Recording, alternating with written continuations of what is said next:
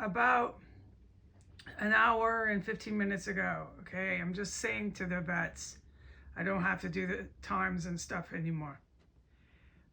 When I went out of this main room, this is after I had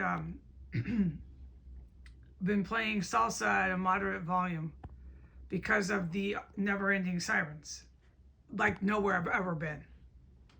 It's unforgettable and historical.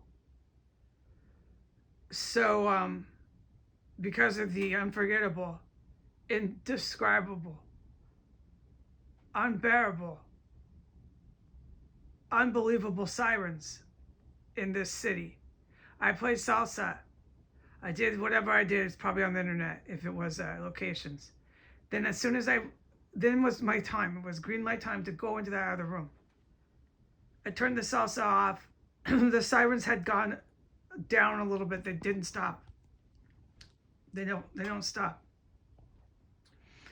And at that point, the terrorist that was under the floors engaged in warfare with the bombs. I heard the terrorist the whole time. The terrorist is mentally incapacitated and thinks I don't know it's there. It's making a great deal of noise. It was working hard and loud on bombs underneath the floorboards. I went in the other room, and a terrorist, I presume that had been doing that activity, was going up the stairs. And when it heard me, it started talking to itself. And it was the female ISIS terrorist. She started talking to herself. I couldn't make out, and I strongly believe no one could make out what she said. She's not sober. She started talking to herself. About 5 words came out of its mouth in a high-pitched voice, loud, wanting to be heard, seen, all that, all right? It made no sense, and you couldn't even understand what it said. And then it went back up to the 3rd floor, went to the bathroom, finished its bombs, that stuff it does. I don't have words. And then it disappeared and went through a cubby hole. So I waited a few minutes. It was my set green light time, and I went out and I took a bath. And as soon as I ran the water, a terrorist returned. The house was, at that point, ice cold. There was a breeze and pitch black with no sound. It wasn't a few minutes. It was about 4 minutes. I had waited. The terrorists had left. There was no more terrorists in the building. There never is. They come and go from cubby holes. The vets know that. So I made it come back. I ran water through the bathtub. I wanted to take a bath at my set time. So I take a bath. It's about 6. It's dark. It's late.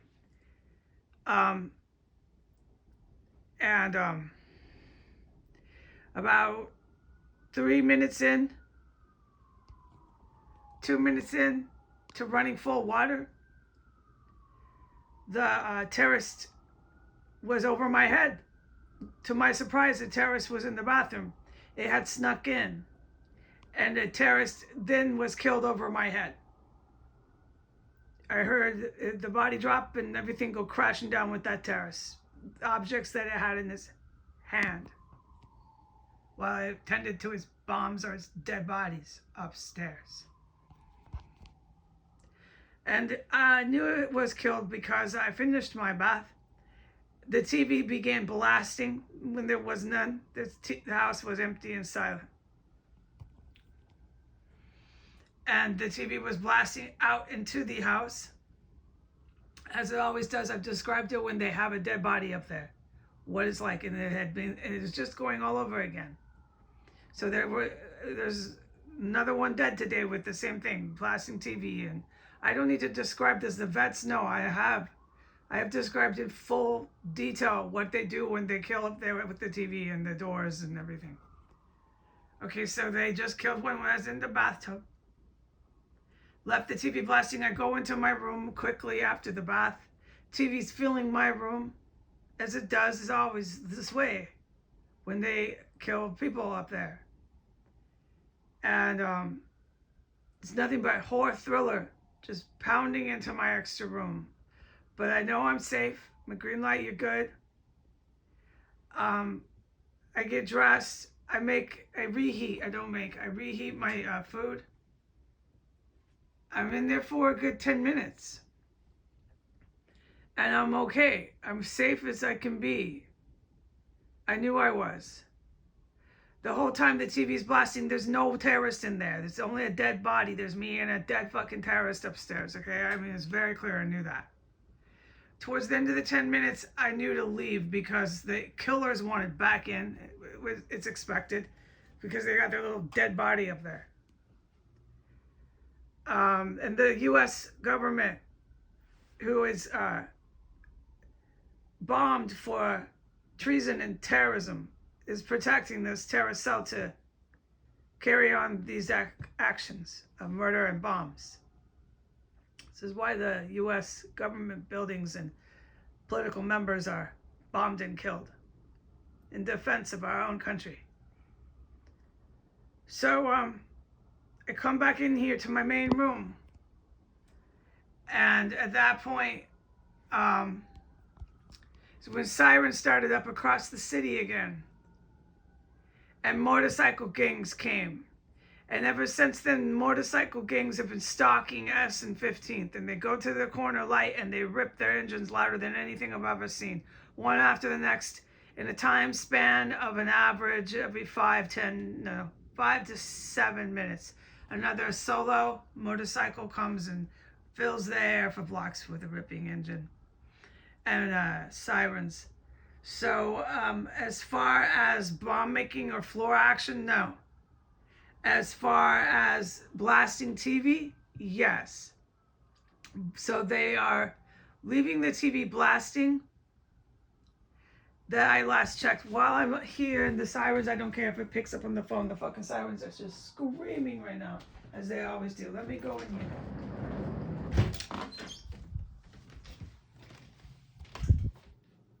Yeah.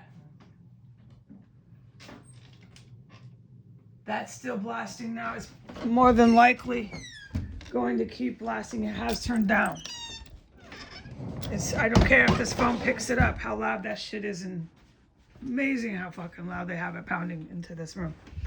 But doesn't matter anymore, the vets know. I don't forget. Okay, no, the phone really doesn't capture that shit. Okay, so whether or not these killers are dissolving it with the chemical stuff, or if they feel so free and safe to just go ahead and do really gory shit up there with the doors closed and the TV blasting, because remember, I explained what they do. I don't know. I haven't been in the hallway. I don't think I'm going to go back out into the hallway. I am not concerned because the CIA is killing every one of these fucking disgusting, gruesome, evil terrorists. And when they are done, they are bombing the city of Washington. All their motorcycle gangs and their police force, which is an army of Vladimir Putin and Iran, are bombed and killed, and they will not have roads to drive around and tyrannize anyone on. Goodbye.